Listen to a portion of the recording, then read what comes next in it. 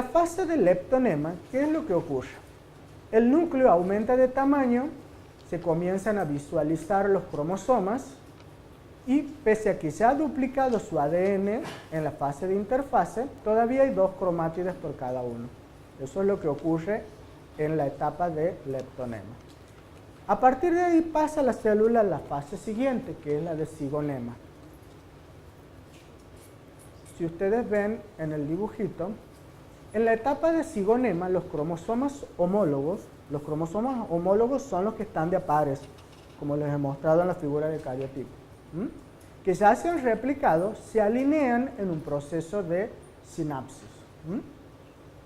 Ese alineamiento de los cromosomas es lo que se llama complejo sinaptonémico. ¿Qué es esto que está dibujado aquí? Este complejo, esto es una cromátide que está separada por una estructura proteica que lo une a su cromosoma homólogo.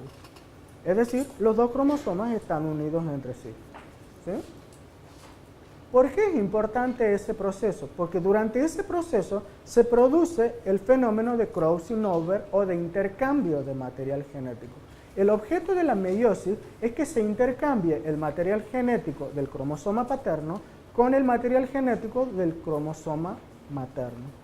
Es decir, la información genética pasa de uno a otro, pero no en cualquier lugar, sino en ciertos sitios en los que se produce ese intercambio genético. ¿Para qué ocurre eso? Para 2 razones. Para que exista variabilidad genética, porque justamente por ese motivo todos nosotros somos diferentes.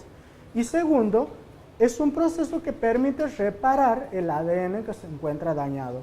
Es decir, si un cromosoma homólogo tenía una partecita que estaba dañada y era el cromosoma materno, el cromosoma paterno puede aportar ese pedacito que estaba dañado y complementarlo.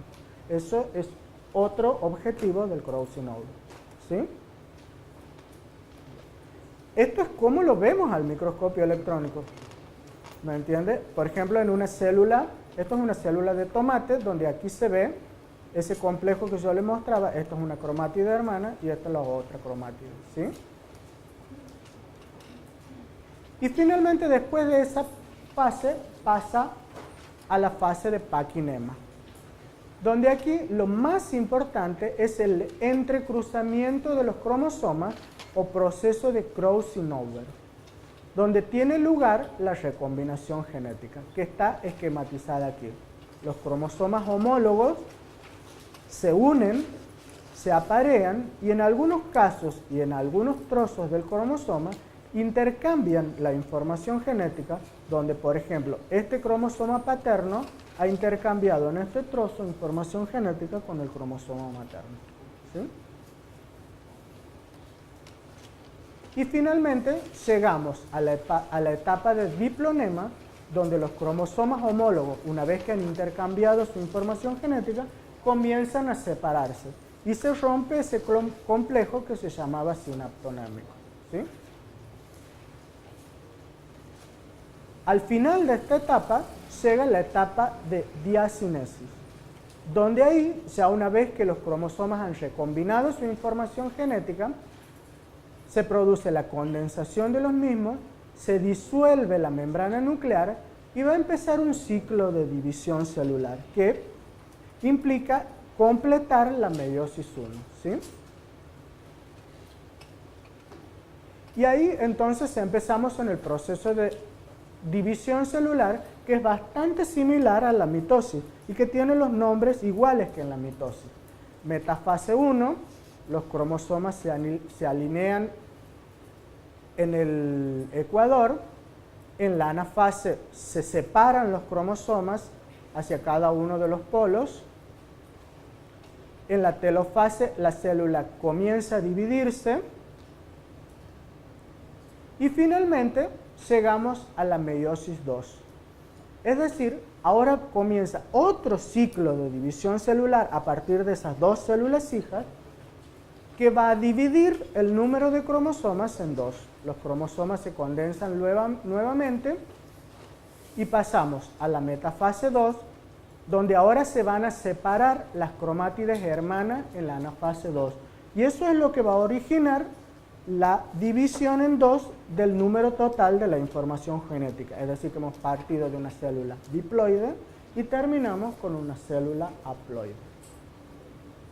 Finalmente llegamos a la telofase, donde las células se dividen en 4 y originamos 4 células hijas que tienen una composición cromosómica N, es decir, haploide respecto de la célula madre que era diploide. Ahora bien, ¿cuáles son las consecuencias genéticas de eso? Primero, que reducimos a la mitad del número de cromosomas.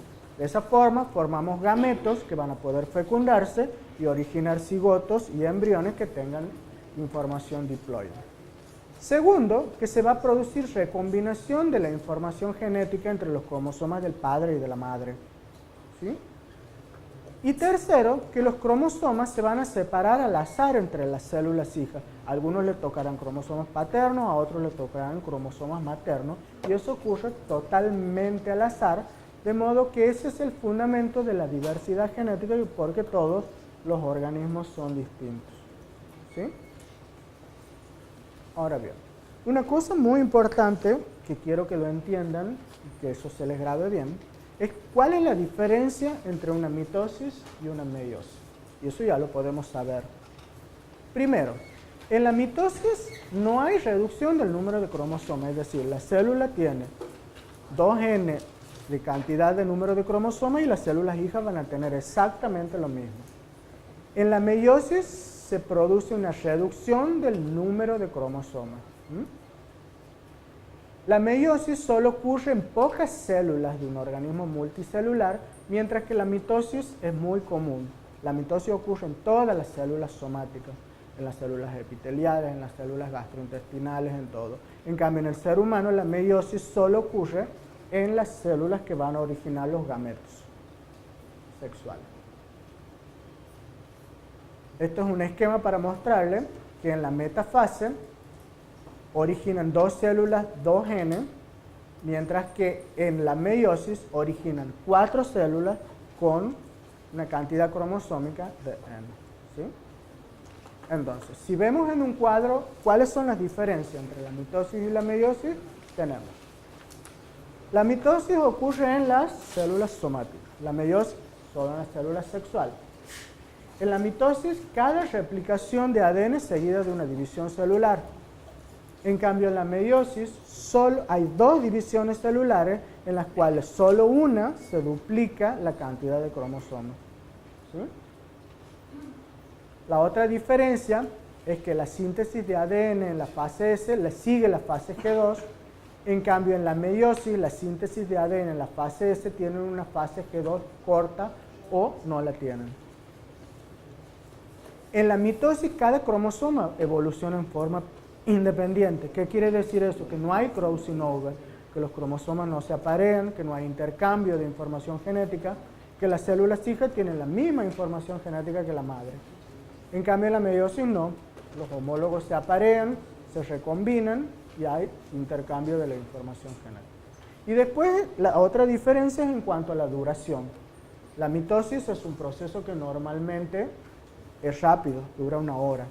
En cambio, la meiosis puede durar hasta 24 días en el hombre, desde el inicio de la espermogénesis, es decir, desde la formación de los espermatozoides, y en la mujer puede durar años.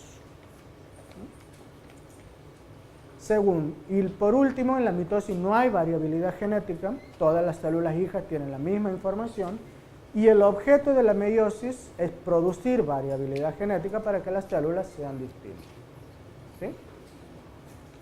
Bueno, hasta ahí vamos a ver, porque lo demás lo vamos a ver cuando estudiemos reproducción sexual en la parte de histología de los órganos reproductores. ¿Alguna pregunta hasta ahí? Más fuerte hablar por nosotros. 24 días es el tiempo que demoran en formarse los espermatozoides a partir de las espermatogonias. Espermatogonias se llaman las células madre que producen los espermatozoides. Todo el proceso desde que esa célula entra en meiosis y forma 4 espermatozoides demora 24 días. En cambio, en la mujer, el proceso desde que las ovogonias forman óvulos puede estar toda la vida.